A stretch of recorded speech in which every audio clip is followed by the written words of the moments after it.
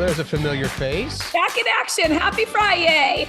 Happy Friday, CURT and Jen, our podcast. Miss Jen, after taking a little well-deserved time off, back in the house. Back in the house. Woo woo. And it's rainy outside. I came from 95-degree weather, but you know what?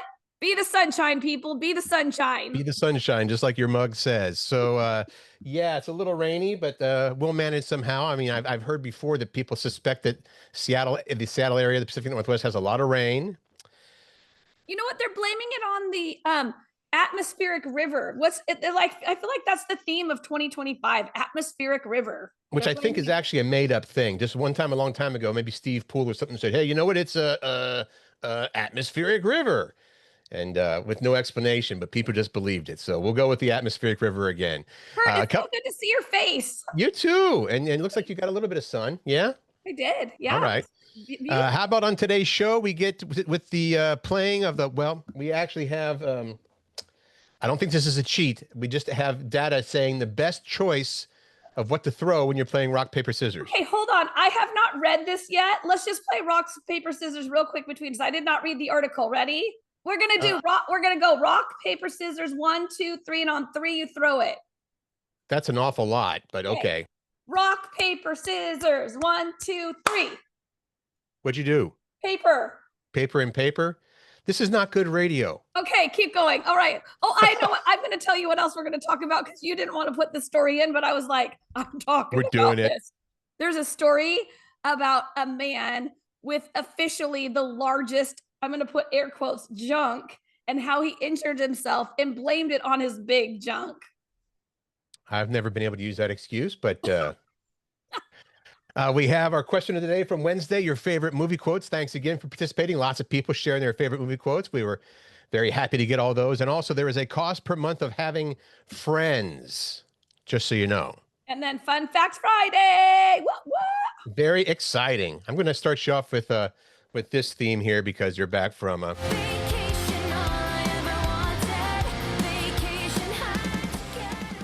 All righty, let's hear all about it. You took a brief vacay. You didn't leave the state, but you went north. Really quickly, yeah. We got in Pat's RV, which had the boat towing behind us. And we went to Lake Roosevelt to Two Rivers Resort. It's at the entrance of the arm of the Spokane River.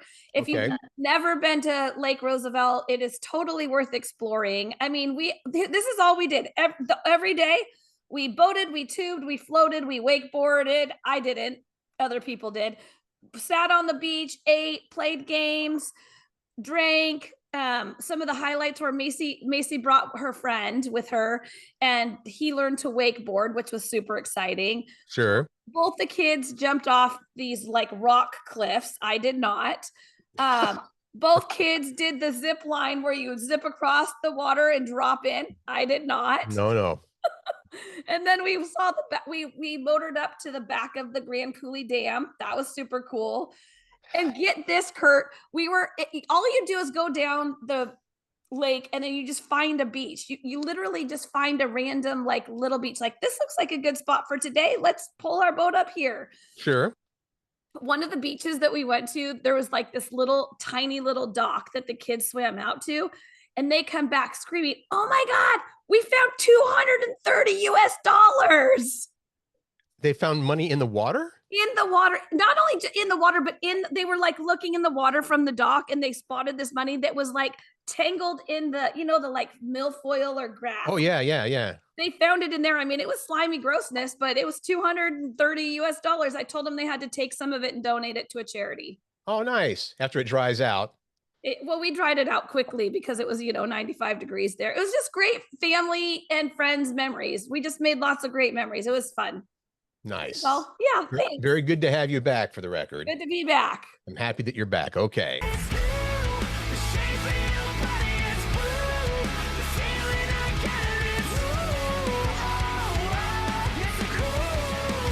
have to say that I don't watch. Typically, I do not watch other podcasts very often, but I did tune into this one, and that is the one where it's called New Heights. It's the podcast by the Kelsey brothers, And Taylor Swift made her first ever podcast appearance. Like, she's never been on a podcast before. She made her debut appearance on her boyfriend's podcast and Right. broke the internet. An hour and 44 minutes in. This is because apparently there were 1.3 million fans tuning in, which is the biggest ever audience for the Kelsey Brothers New Heights podcast. And it says here it broke the internet. About an hour and 44 minutes in, the screen went blank, and the New Heights social media account had to inform fans that they experienced a glitch, aka T Swift, and would be back shortly. Eventually, order was restored, and they went on with their podcast. It was the podcast where Taylor announced her new album, which is called The Life of a Showgirl. This all happened on Wednesday, by the way. The power that she has, and thank goodness she's using her power for good and not evil, is pretty astounding. And I, I mean, I can think back to when Taylor was just a country artist, right? And then when she did her first kind of poppy album, and people were like, "Ew, you're a country artist," and I mean, look where she's gone since then. So, and I was watching the podcast, and she just has great things to say too. Even informing and helping other musicians along their journey, just to be aware of what record labels do to you and what they do with your music. and I know that unfortunately, I don't know why there's a lot of hate towards her, because I'm maybe it's jealousy, but as far as I can tell, everything she does is pretty cool and good, and it comes from a good place. Yeah, she doesn't care what other people say. She just does her thing, and all of it is pretty good. Yeah, I like it. And are you ever going to watch that podcast again, New Heights? Probably not. Okay. Well, I mean, if she's on again, I will. I love the line from that, because I did see a bit of it where she says, basically she's saying that New Heights has a lot of, sports fans that view and listen. And she said, and I know for a fact, the one thing that the sports fans and football fans want is more of me, They were complaining about how many times she was on the screen, and on TV, but TV always goes to the stars that are in the audience. You know what I mean? Right. Yep, that's true.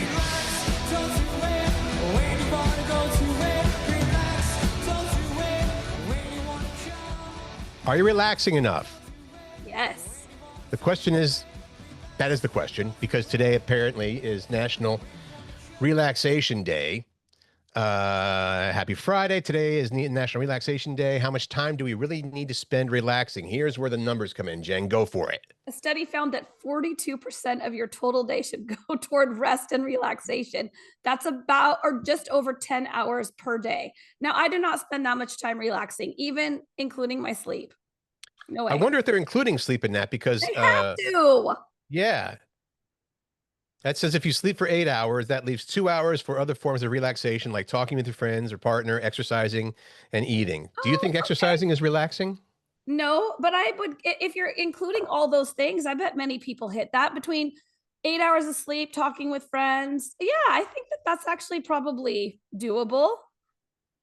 According to this, your body and mind need at least that much time to help you recharge and avoid burning out. But it doesn't have to be consistent every day. If life gets crazy during the week, you can fit in more downtime during your weekend to make up for it. Do you think you get 10 hours of relaxation time a day? Oh, yeah.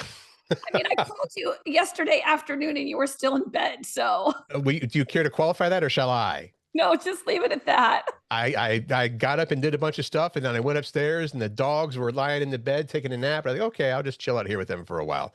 And then you called, so I answered by saying, yeah, I'm still in bed. At what, 2 p.m? Yeah. I thought it was a good answer. Yeah, it was. Just taking care of my doggies, We will rock you. Seriously. Yep. We will Come on. Rock, paper, scissors. Everybody has played the game.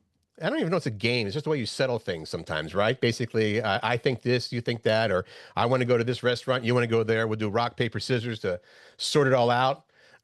Apparently, there's not necessarily a right answer as to what is the more assured thing to win, but there actually was research done to find out what people tend to throw first. Is it rock, is it paper, or is it scissors? And? So based on that, it was, rock is the first first one thrown by most people. The most common answer was rock, 23%. Scissors said 20%. I'm Nope. sorry. 23% said scissors. 34 says rock, 23 said scissors, and 20% said paper. So choosing paper on your first throw gives you the best odds at winning because the odds are that somebody's going to throw rock. Right. What do you think? Are you going to put that into play? I mean, I think it's all kind of random. Sure, I'll put it into play. Why not? Mm-hmm. Well, what was this whole rock, scissors, paper, 1, 2, 3 that you did? Don't you do rock, paper, scissors, 1, 2, 3. You don't do Wow. that? No, I thought it was just usually 1, 2, 3, and then you go on Oh, 3. well, that's Uh, it's also known as Rochambeau. I No, thought that you was don't something know. different. Okay. There's other random things that we can help you with. If you're flipping a coin, More likely to call heads or tails. About 60% of people said heads, just 20% said tails. So that, I don't know, call what does that heads? do for you? That doesn't do anything for you. What we need to know is when you're flipping a coin, what side comes up the most. Right. And then the last thing is if people say to choose a number between 1 and 10, a whopping 36%, more than a third people said that 7 was their go-to number. So if you're the one asking, don't choose 7 unless you want them to guess it. The number 5 is a distant second with 12% of the vote. And if you want them to guess wrong, the best number for you to pick is 1. That's funny because I usually say 1, 2, or 3 is my pick a number between 1 through 10. It'll usually be 1, 2, or 3. Oh, I would never pick 1. That was kind of, I don't know why. Between 1 and 10, somehow to me, I would exclude 1 and 10 and actually pick between 2 through 9. I don't know. Okay. Well, that's what the odds say too, because only 1% of people said their go-to number is 1 and 2% is 10. There you go. Look at all this information today, and so You're helpful. welcome. Ooh, I'm sexy and I know it. Yeah, I'm sexy and I know it. Oh my gosh. Okay. I'm going to sit this one out. I Are think. you ready for the story? Okay, here's the thing. I can't even use your standard 12-inch ruler because the guy with the largest amount of junk, I got out my measuring tape, 14 inches. Look at this thing. I'm not interested in looking at that thing. It's a tape measure, just so everybody knows who's not watching. And I rolled it out to 14 inches because that is the world's largest junk record right now. Today, the person alive with the largest junk is 14 inches long. It's 41-year-old Matt Barr, who lives in London, and he's been in the news a lot over the years, which I have never heard of him. So I don't know why that is. That's because his world record is something that people don't tend to. I wonder who has the world record for biggest thing. I'm sorry, Matt. I shorted you 0.4 inches, 14.4 inches when fully engorged. So here's why he's in the news, because he was in the shower, I think it was, and he dropped some soap. And it was and he couldn't see it because his junk was so big. And so he ended up falling down and breaking his hand. Okay. I think that this story was put up here may not be exactly true just to get Matt Barr's name out there. Well, oh no, he broke his arm, not his hand. I'm sorry. He broke his whole arm, not just his hand. He couldn't see the soap because of his stuff. Yeah. He can't see his feet. He says one of the issues with being so large is it's not exactly easy to see my feet. He added that any sudden movements can also mess with his balance. So this poor guy. And here's the other thing that he has to deal with. When he becomes aroused, it can make him lightheaded because so much of the blood is going. He also told a story once about how he was with a woman and he swung his hips too quickly and she ended up with a concussion. That is not true. I'm just reading what it said in the news. I understand that. I know. Oh, and you got it off the internet, so it has to be true, right? Oh, okay. So there's also a picture of him fully clothed, by the way, fully clothed, with him right out of the hospital with a sling on his arm and a cast or whatever. And he's wearing these khaki pants. It looks like he has one of those Hickory Farm summer sausages in his pants. A big kielbasa down there. That is all. Is that all? It's all. Thanks so much. I whip my hair back and forth, I whip my hair back and forth, I whip my hair back and forth. Just whip it. I whip This my sounds hair gross. back and forth, No, I would whip my not. hair This back is and so forth, I whip my disgusting. hair back and forth. Well, what if it's good for you? I don't even really care. Oh God, I just don't like hair that much. Go ahead and talk about it. Would you use toothpaste made out of human hair? Question mark. This is why we ask. A study found human hair, or some, something therein, human hair coats your teeth to mimic your natural enamel and protects them better. So toothpaste made of human hair could hit stores within 2 years. It sounds like they might use actually, instead of human hair, wool for the final product because it has the same type of protein as hair. I don't think that I want to have toothpaste with either hair or or wool in it. How did they even figure that out? Like, oh, let's have people brush their teeth with hair. I have a feeling the scientist was, at some point, they were like, you know what? We're studying this hair and it's got the same kind of protein as your natural enamel in your teeth. Let's make toothpaste. I agree. It sounds gross to me. I don't think it's made up like that last story, but It wasn't. That is not made up. This All man right. has a lot All to right. deal with.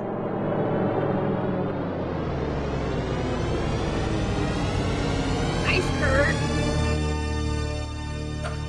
Kurt played that because we're talking about your favorite movie quotes, which was the question of the day that you posed when you did a solo podcast on Wednesday. yeah, which I have to say, we've both been in a position where we've done the show by ourselves, solo, one time each now, and I didn't like it.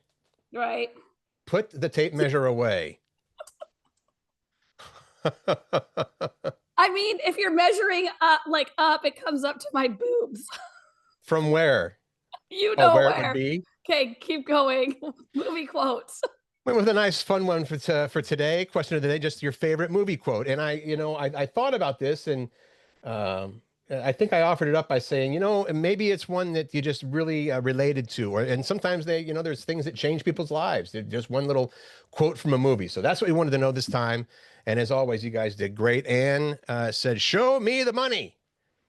From she originally said, "Give me the money," and then her daughter Jen said, "Mama, it's show me the money, not give me the money." From Jerry Maguire, and then Jen. Okay, that's right. She that was the same one. Randy, "We'll never survive." Nonsense. You're only saying that because no one ever has. What's that from? That's from the Princess Bride, when they start to go into the whatever forest, dark forest, killer forest. Okay. Actually, I think Princess Bride won for most quotes because we had that one from Randy. Carrie said, "As you wish." Is that from Princess Bride? Yeah, that's what Wesley says over and over again when the princess asks him to do something. I've seen that movie once, maybe, and back whenever it first came out, so I don't remember it. Disappointed. And Sonia, "Hello, my name is Inigo Montoya. You killed my father. Prepare to die." It's a good one. What's that from? Also from Princess Bride. Oh my God. We will have a watch party. Laurel said, "There's no place like home," from The Wizard of Oz, of course. Mm-hmm. Oh, I got to answer Lauren. Laura, by the way, she pointed out, she said she wrote in here, I never found Monday's show on YouTube, which was when I was just doing it solo. So I will look and see what happened there, Laurel. We'll try to get it up. I shouldn't say that after you did that last story. No, Monday's show was when you co-hosted with Michael Stein, wasn't it? That's right. So it should be up there. I'll find it. Anyway, there you go, Laura. I'll look for it when we get done with the show. Connie said, "You can't handle the truth," from A Few Good Men. That is a good one. Absolutely. Phil Dalby, "Phil, Mama says you're not bona fide." That's from "Oh Brother, Where Art Thou?" One of my favorites. That was a good one, Phil. And Kayla, "That'll do, donkey. That'll do," which has got to be from Shrek, right? That's the only thing I thought of when I saw that quote. Kathy said, "Either get busy living or get busy dying." Shawshank Redemption, yes. Oh, that's a good one. Yes. Okay. Janelle said, "You're killing me, Smalls." What's that from? The Sandlot. I do say that. "You're killing me, Smalls." You're killing me, Smalls. Heather, "What did you do? Kill a cheetah?" Apparently that's from Road Trip. I don't know that one. And Lynn with "Leave the gun, take the cannoli." Godfather. I think it was the Maybe it was Godfather 2. I don't know. It was a Godfather. Let's put it that way. I think the original. Laura said demented and sad but social from the Breakfast Club. I think this has got to be, well, Eric put "Get Me to the Chopper." So I'm thinking for sure it's an Arnold movie. Oh, you think? Okay. Is it a Terminator? I don't know. Heidi said, frankly, my dear, I don't give a damn. Gone with the Wind. Yeah, gosh. Tim, honey, we all deserve to wear white. I'm sorry, honey, we all deserve to wear white. That was from Bull Durham. Our friend Teresa said, hey, Goose, you big stud, take me to bed or lose me forever. Oh, that's a good one from Top Gun. I forget these. See, I like these when we do these, and then I remember how that is a good one. Yeah. Tracy said, nobody puts baby in the corner. She loves Patrick Swayze. That was from Dirty Dancing. Right. And Pilar also went with the frankly, my dear, I don't give a damn. So that was well, there's two for Gone with the Wind now. Yeah. Oh, I got to do this one. Dave. Oh, this is my old friend Dave, and we have very similar tastes in movies. He's a friend that likes bad movies, like so bad they're good. The Plan 9 from Outer Space, The Robot Monster, Creeping Terror, stuff like that. We love those movies. And so instead of doing one of those, which nobody would recognize, he used Casablanca. Round up the usual suspects. Oh, that's good. I want to use that one. Okay. Another You're Killing Me Smalls from Carrie. Mm-hmm. Oh, is this Corey that said this from one of my favorite movies? Oh, the movie Always. After Richard Dreyfuss does an amazing aerial stunt, fighting a forest fire in a plane, John Goodman yells to him, you magnificent pagan god. I blew the important part. You magnificent pagan god. Natalie said, only because my husband quotes it constantly. You don't want none of this, Dewey? What? You don't want none of this, Dewey. From Walk Hard, the Dewey Cox story. I don't even know that one. Another Randy. Elaine, I've been going to this high school for 7.5 years. I'm no dummy. Better Off Dead. That's what that is. And then our friend Chris decided to send the entire script of The Big Lebowski. If you click on that, it's all of The Big Lebowski. I got to say, I love that one. Okay. So someone quoted Monty Python. Joe, your sister. Yeah. Are you not seeing what I'm seeing? Because that's a little further down. Well, I know, but I was going through some of them because I feel like this is running long. Oh, okay. Jody said, have fun storming the castle. Mike said, the sheriff is near from Blazing Saddles. Holly went with Spinal Tap. These go to 11. I don't even know what that means. I've never seen Spinal Tap. You're missing out. Kevin, lighten up, Francis. That was in Stripes. My sister Jody, perhaps he was dictating. That's when they're in the cave and I don't even watch Monty Python, but we did have to watch it when we were in school. And the one that I remember the most is when he's like one thin mint or something like that, and he eats the mint and then blows up. Oh, that's from Holy Grail, isn't it? I think it's from The Meaning of Life. Oh, okay. That's Mr. Creosote. He's so enormous because he's eating a huge meal and they give him one wafer thin mince. Just wafer thin. Just one wafer thin. And then he mince. explodes. Yeah. My other sister Terry, hurry up before somebody kills Guy. That's from Galaxy Quest, which is a very funny movie. Okay, your wife Dana, her favorite movie quote. She put it in here. Mm-hmm. We're arriving and then we're departing. That's from a very it's just kind of an unknown movie called Big Trouble. I'll do this really quickly. Big Trouble is a movie that based on a Dave Barry book, and it was scheduled to come out right around 9/11. Actually, it was scheduled to come out a little after 9/11 happened. They already started running the trailers and the ads for it, and part of the gist of the movie is it involves a plane being hijacked, and so then 9/11 happened. Right. And so they scrapped this. They're like, we're not going to put out a movie about a plane being hijacked when we just had this awful thing happen. And so it lost all kind of momentum. And they finally did release it maybe 9 months later and nobody saw it. But it is a very, very funny movie called Big Trouble. It's funny. Okay. Oh, it's hilarious. It's very funny. Does Dana often quote, we're arriving, then we're departing? Yeah. The dumb guys they're going to the airport and there's two signs, one for arrivals, one for departures. One's to the left and one's to the right. They're like, well, we're arriving, but then we're departing. They don't know which fork to take. Okay. I put one in here because my girls always quote Napoleon Dynamite. They're always like, God, Tina, Eat your dinner, you fat lard. Tina, it's your food. God, Tina.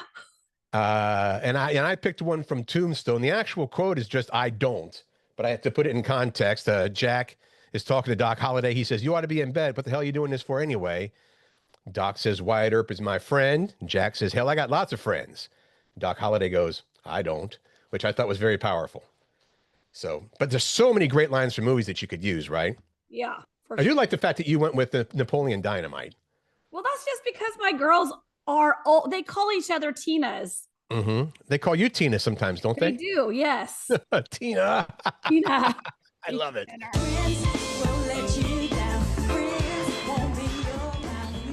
What's this? The cost per month of having friends? Yeah, there's a new poll of Gen Zers and millennials that found that having friends costs an average of $250 a month. That's spending money on like food, like going out to brunches, dinners, bar nights, and general hangouts. The average for men is actually bigger, like larger sum, $296 per month, and women $208. So the average is $250. I wonder if this is kicked up recently since inflation is sort of skyrocketed. 44% say they've skipped a major event with friends because of the cost. I have done that. Yeah. I mean, if it's a few days from payday, and be like, hey, let's go out. You're like, maybe this weekend. 1 in 4 say social spending makes it hard to save money, which does. You want to hang out with friends, but there's some things that they want to do, and it's like, oh my God, I cannot afford that. You know what? What makes a big difference is if you don't drink fancy alcoholic drinks. That's super true. Pat and I have had that conversation a lot once we get our bill. If we had to drink. Well, it's not that I don't drink anymore, but I certainly cut back a whole bunch, probably 10 years ago, because, well, it was the radio biz, and we all, it was, alcohol was everywhere.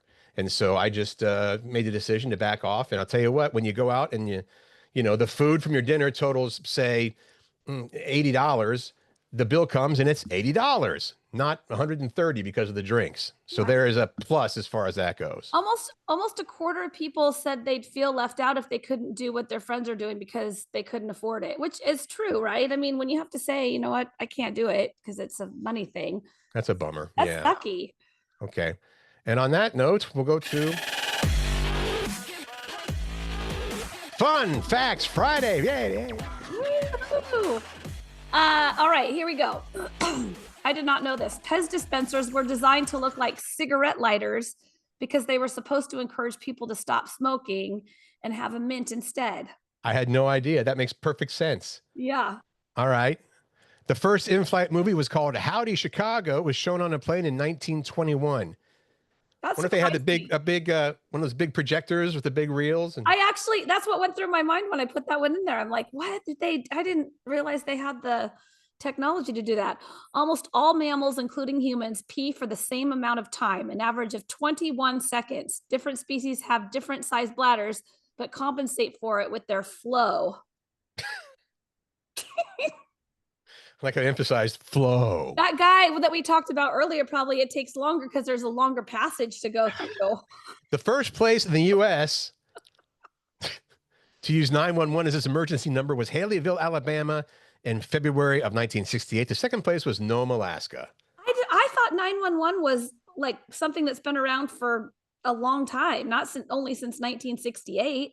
Oh, okay. I you know what? I had no idea, but it had to start somewhere, and that somewhere was Haleyville, Alabama. Cows don't automatically make milk. They have to have a calf first, which obviously makes sense, but that's not something I thought about. I thought, we have cows and we milk them, and that's how they are. No, they have to have babies first. Will Smith's part in Men in Black was originally offered to David Schwimmer, but he turned it down. Could you see? That's one. After you see the finished product, you're like, there's no way that anybody else could have done that. But, I mean, maybe somebody else could have, but it's not David Schwimmer. No way. Will Smith was perfect in that. There were more than 61 million people using pagers in 1994. And now it's only about 2 million today. And it's mostly in hospitals. Why would anybody use a pager at all anymore? Well, I don't know. BMW had to recall their GPS navigation system in Germany in the 90s because German men refused to take directions from a female voice. You got to be kidding me. That's Well, that's That's what messed up. every year the US goes through enough cardboard boxes. Get this. We go through enough cardboard boxes here that for shipping to build a mile-high cardboard wall around the entire continental US. What's kind of funny is when people do those kind of comparisons, they say that's enough oysters to circle the globe 20 times. I have no idea how to put that in perspective. I know it's a lot, but they could have just said to me, you know, a whole lot of oysters, and I would have got it.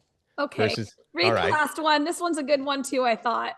Safeway grocery stores once had a mandatory policy that employees had to smile and make eye contact with customers. Mm-hmm. Makes sense. They canceled it after too many male customers thought the female employees were hitting on them. Dudes. Freaking guys. Dudes. That's pretty funny, though. Yeah. Yeah, she likes me. Weekend plans? Stuff you can go do? Movies opening, Nobody 2, starring Sharon Stone. Spike Lee's Highest to Lowest, starring Denzel Washington. And in limited release, I'm not sure if it's here, I should have checked, Americana with Sydney Sweeney. Saw a couple of early reviews on that, said, meh. So, but you know, we don't always trust the reviewers, right? On which one, Americana? Yeah. Oh. You want to go see some live music? Lumineers are at T-Mobile Park. That is tomorrow night. Counting Crows, Chateau Saint Michel on Sunday. Yeah. And then I guess the 19th is what, Tuesday? I shouldn't have put that one in there, but That's fine. like Cyndi Lauper. Cyndi Lauper is a big deal. She's at White River on the 19th. I have a question. I've seen the Lumineers before, and when I saw them, it was, I don't know, probably, I don't know, maybe 6 or 7 years ago, and it was at like Bumper Shoot in that little Memorial Stadium. Well, it's not little, but it's kind of little, and now they're playing a stadium tour. That seems, yeah, I saw that and I was like, the Lumineers, huh? You know, I mean, maybe, I don't know who's opening for them. Maybe it's somebody also big or medium sized. I don't know. But I wouldn't think that the Lumineers That was weird to me. Sell out T-Mobile Park or come close to it. Yeah. Other things that are happening, Seattle Tattoo Expo in the Seattle Center Exhibition Hall today through Sunday. Arlington Sky Fest is tomorrow night. The Rock the Mountain in Darrington is happening all weekend. It's basically music in the woods, plus there's foods and crafts and dancing and all the things. Perfect. We've got the UFO Festival in Burien tomorrow. If you have had an encounter with an unidentified flying thing, maybe that's for you. Also tomorrow, Linwood Luau at the Linwood Convention Center and Snohomish Block Party is going on up near where we live. And then tomorrow and through Sunday, I guess it's just tomorrow and Sunday, the Suquamish tribe hosts Chief Seattle Days. There's like a salmon bake, there's a 5K run, dancers, canoe races, softball and golf tournaments, and vendors. They'll be fun. All right. We should do a little different music. What are you doing this weekend? Well, we are getting some new family members. That's right, Kurt. I cannot believe you guys are out of your minds. Well, you know, when you say to Washington German Shepherd Rescue, hey, anything we can do to help, we're happy to do it. And the sad thing is they and a lot of other rescue organizations keep getting these like litters dumped on them. Just, you know, I can only speak for Washington German Shepherd Rescue because that's the one that we work with, but they've got another litter of 7 German Shepherd puppies. These were 9 weeks old, right? Yeah. Should I give the details or is that too sad? They were dumped somewhere. Outside of Bakersfield in the desert, 100-degree heat. You know, these puppies were rescued. And now they're being shipped up here and hold on. Let's give some context. Right now, Kurt Cruz has 2 puppies. How old are Tilly and Teddy? 6 and 7 months now. Okay. 6 and 7-month-old puppies, 2 of them. Now, how many are you going to foster, Kurt? 1, 2, 3. So you're going to have 5 dogs, all puppies. Plus Bella the Beagle, 6. 6. That's so much poop to pick up. I'm aware that's one of my jobs, but we do what we can, right? So we're supposed to get, I think we're getting the pups on Saturday, tomorrow or on Sunday. They're being flown up here from California. So more of a report on that on Monday morning. And I'm finally seeing the Jeff Buckley documentary I talked about. It's Never Over over the weekend, or probably tonight, actually, if we can go see it. What about you? Date night with Dana, and I want to come play with the puppies when you get them. Well, only if you take one. No, I will not. We have a chill weekend. We don't really have much planned. I'm going to go to the property, probably help Pat a little bit. I'm going to my friend Lori's going to come up to the property and forage some of the land, finding plants for her lotions and potions. Just hanging with Macy. And tonight we're celebrating my friend Corey's birthday. So that'll be fun. All right. Well, there you go. It's great to have you back and be doing this as a duo. Thanks, Kurt Cruz. It's good to be back. Solo is not as much fun by far. All right. Time for the question of the day, which in this case is also the question of the weekend. I like this one, Jen. Go for it. Craziest excuse you've used to miss work. Or maybe it's just even because why you've been late. Or if you're a manager at work, what's the craziest excuse? Why can I not talk? That you've heard someone use. So your excuse or a coworker's excuse, and a lot of people probably say, well, I would never make a dumb excuse like that for missing work, but my coworker, bam. For example, this person who said, I can't come to work today because Zane left One Direction. Oh my God. Or I can't come to work today. Sorry, I ate a whole log of cookie dough. How about someone that didn't show up because they thought Valentine's Day was a federal holiday? It's not. No, it's not. Not. So there you go. That's your question of the weekend. Looking forward to seeing your answers over the weekend. And we'll be back on Monday with another big program for you. All right. Well, have a great weekend. Make good choices, find joy, spread kindness, and laugh because it's good for the soul, and happy memory making. Have a good one.